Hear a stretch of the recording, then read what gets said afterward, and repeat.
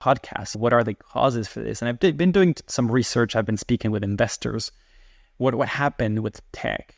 Why did it go crazy and extravagant over the 2010s, actually, and into the 2020s? What happened? Why did all these people get fired then? When 2021, 2022, there was like the downfall of tech. So what happened? That's my next book. It'd be interesting. Yeah, hopefully you can join us once that's published and we can talk about that. So, Emmanuel, what's a final thought that you want to leave us with? There is so much boring stuff to do in this world that needs to be done. And we should be tackling those things instead of falling for all the AI girlfriend, NFT, augmented reality goggle kind of thing.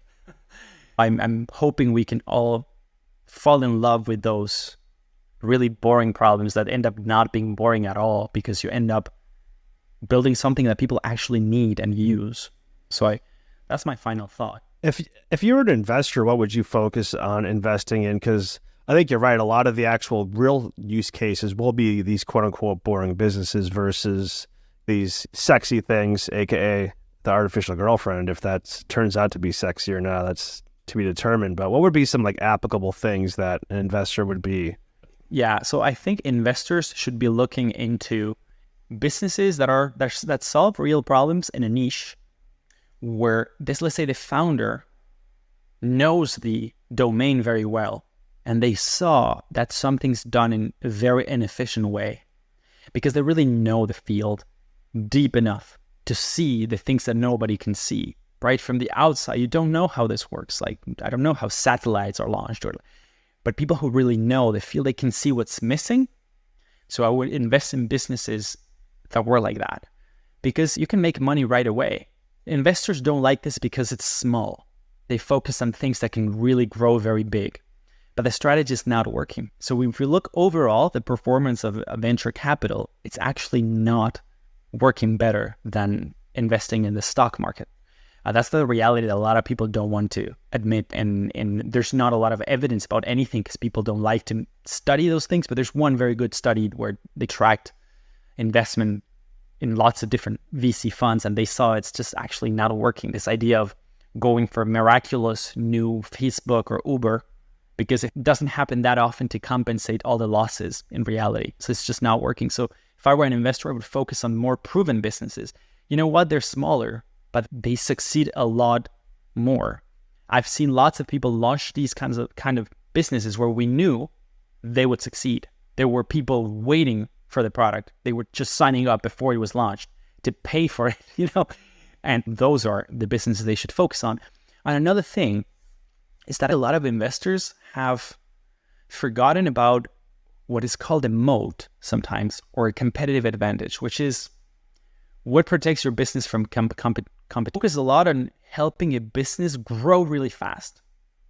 But there's no point in growing fast if your market share will be eroded in the future. There are only very few circumstances where you can build that moat around your business. One of them is network effects, right? When the people appreciate your business because there are lots of people in it, like social networks. So that's a typical example. But there are cases like WeWork where there was no moat. WeWork was a real estate business. There was no moat. There was nothing protecting it. So the investors subsidized the growth of WeWork. They subsidized the business so that it could charge a low fee, or whatever you call it, for using these offices. They undercut competitors, but it was all subsidized. They were doing that at a loss. But what happens when you pull the plug on all that external subsidy of growth? Then you end up having offices that are just like any other co-working space. People can still go to another one. I've seen in London, there are so many different brands of WeWork-like co-working spaces. They also have coffee and beer taps and stuff. Like, there wasn't an advantage to WeWork, but they forgot about that. They just wanted to grow it big. And I think a lot of investors have adopted the strategy of, let's just grow it and see. If it grows big, there surely will be a way that would be an advantage. And they've done it with WeWork, with Peloton. They just try to grow big and they forget about the moat.